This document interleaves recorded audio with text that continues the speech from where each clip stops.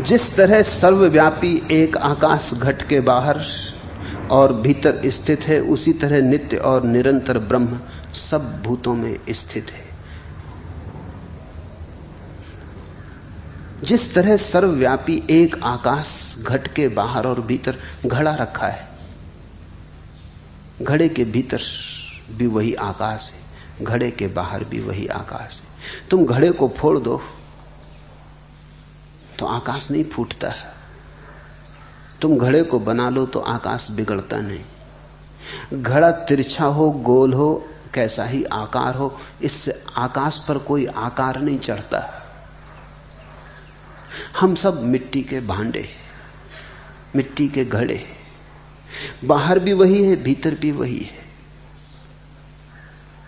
इस मिट्टी की पतली सी दीवार को तुम बहुत ज्यादा मूल्य मत दे देना। ये मिट्टी की पतली सी दीवार तुम्हें एक घड़ा बना रही है, इससे बहुत जकड़ मत जाना। अगर तुमने ऐसा मान लिया कि ये मिट्टी की दीवार ही मैं हूं, तो फिर तुम बार बार घड़े बनते रहोगे, क्योंकि तुम्हारी मान्यता तुम्हें वापस खींच लाएगी।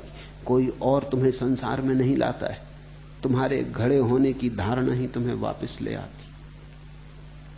एक बार तुम जान लो कि तुम घड़े के भीतर का शून्य हो। लाओ त्सु के वचन अर्थपूर्ण है। लाओ त्सु कहता है घड़े की दीवार का क्या मूल्य है? असली मूल्य तो घड़े के भीतर के शून्य का होता है। पानी भरोगे तो शून्य में भरेगा, दीवार में थोड़ी। मकान बनाते हो तो तुम दीवार को मकान कहते हो तो गलती है। दीवार के भीतर जो खाली जगह है वही मकान है। रहते तो उसमें हो, दीवार में थोड़ी रहते हो। दीवार तो केवल एक सीमा है। असली में रहते तो हम आकाश में ही हैं तो हम सब दिगंबर ही।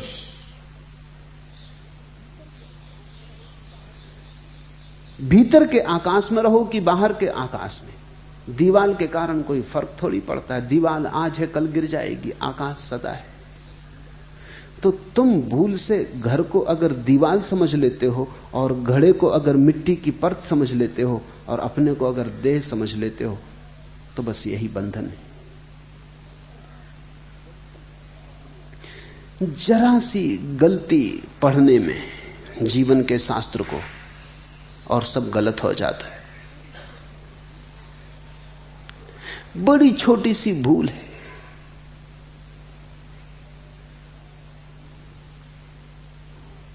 मुल्ला नसरुद्दीन एक बार अपने विचारों में डूबा बस में चढ़ गया और सीट पर बैठ के सिगरेट पीने लगा।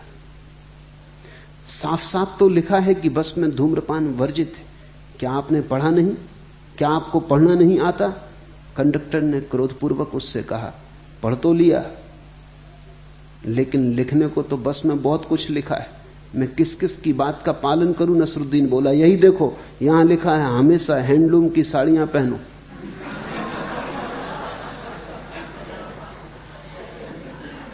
जरा सा ऐसी भूलों से सावधान होना जरूरी है। शरीर बहुत करीब है, इसलिए शरीर की भाषा पढ़ लेनी बहुत आसान है। और शरीर इतना करीब है कि उसकी छाया भीतर के दर्पण पे पड़ती, प्रतिबिंब बनता है।